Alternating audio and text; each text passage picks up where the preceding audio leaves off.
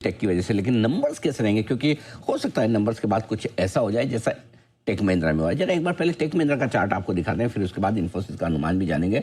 नतीजों के बाद देखिए टेक महिंद्रा में एक अच्छी रिकवरी भी आई है ना। ऐसा कुछ नहीं है कि सब गिरते हैं, नंबर्स के बाद थोड़ा बेहतर भी हुआ है। आइए देखते हैं इन्फोसिस के नतीजों का क्या है अनुमान। अंश बताएं। बिल्कुल, सबसे पहले डॉलर रेवेन्यू से शुरुआत करेंगे। यहाँ पे करीबन सिर्फ 0.2% यानी कि ऑलमोस्ट फ्लैट ही रहने का अनुमान किया जा रहा है। करीबन 511 करोड़ डॉलर का यहाँ जो है यहाँ पे दर्ज करता हुआ दिख सकता है। वही अगर हम रेवेन्यू की बात करें तो यहाँ पे 3% की बढ़त आ सकती है, 46,883 करोड़ दर्ज करता हुआ दिख सकता है। एबिट में देखें तो यहाँ पे 4% से ज़्यादा की ग्रोथ आती हुई दिख सकती है और 9,880 करोड़ पार करता हुआ दिख सकता है। वही अगर हम मार्जिन की बात करें तो यहाँ पे हल्का इंप्रूवमेंट आ सकता है। पहले जो 20.8% के आसपास आया था, इस बार जो है थोड़ा से बढ़ के 21.1% आ सकता है।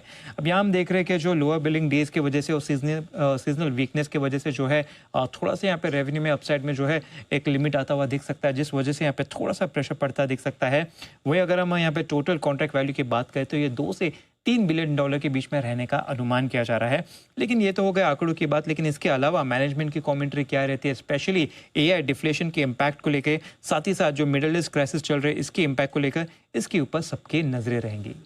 ओके, ये है इन्फोसिस पर राय, और इन्फोसिस के चार्ट्स पर एक बार जरा राय ली जाए मंगला साहब की। मंगला साहब देखिए, नतीजों से पहले अगर कोई ट्रेड बनता है तो बताइए, नहीं तो आप ना भी कर सकते हैं, हम माइंड नहीं करेंगे। जी बिल्कुल। जी बिल्कुल अनिल जी, देखिए स्ट्रक्चर की अगर हम बात करें तो आज थोड़ा सा स्ट्रक्चर डिस्टॉर्ट हुआ है।